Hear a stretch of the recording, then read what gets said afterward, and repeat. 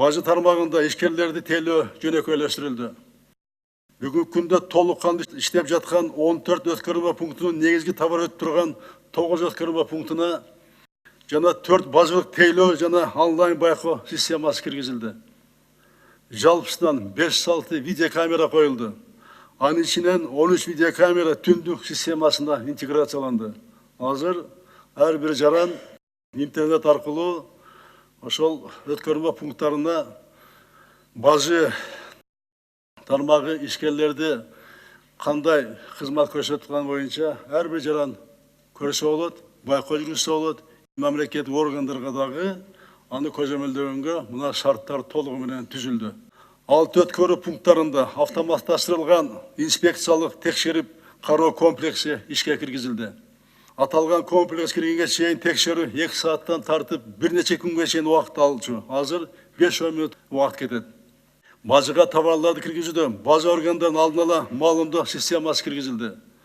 Буга чейин бир унаанын бажылык төлөө процесси 3-5 саатка чейин жетсе, бүгүн 10-15 минутта түзүп жатат азыр. Бажы төлөмдөрүнүн онлайн тастыктоо системасы киргизилди. Натыйжада төлөмдү тастыктоо заралдыгы жокко чыгарылды. Буга чейин банк менен бажынын ортосунда ишкер 1-2 күн кетирүүчү болсо, эми азыр андай заралдыгы жок. Стабилдештирүү режимин колдонуу тууралуу инвестор менен биринчи келишимге кол коюлду. Ага ылайык салык мыйзамдары өзгөргөн убакта инвесторго ыңгайлуу болгон шарттар 10 жылга чейин сакталат. Ишкердик субъекттеринин укуктарын жана мыйзамдуу кызыкчылыктарын коргоо багытында бизнес аккайчы институту киргизилди. Мамлекеттик жеке өнөктөштүктү күчөтүү максатында мамлекеттик жеке менчик өнөктөштүк борбору түзүлдү. Ачык аспан режимин киргизүү тууралуу чечим кабыл алынды. Визасыз режимге кошумча 7 өлкөгө киргизилип, алардын жалпы саны 68ге жетти. Элет жериндеги ишкердикти колдоо боюнча бир катар иштер жасалды.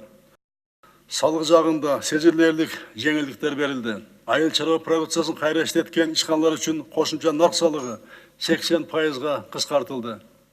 Айыл чарба кооперативдери, соода логистикалык борборлору, машина трактордук станциялар үчүн мүлк салыгы 50%га азайтылды. Пайда салыгынан толугу менен алар бошотулду. Айылдарда ачылган жаңы өндүрүш ишканалары 5 жылга салыктын 4 түрүнөн бошотулду. Жеңил өнөр жай тармагындагы 50ден ашык кызматкерлер бар ишканалар үчүн киреше салыгы азайтылды.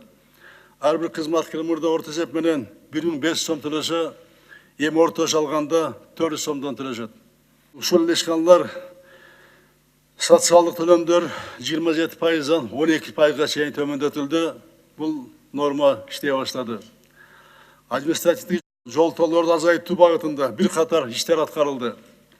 2021 жылдын январь айына чейин ишкердик субъекттерди текшерүүгө 2 жылга убактылуу тыюу салынды.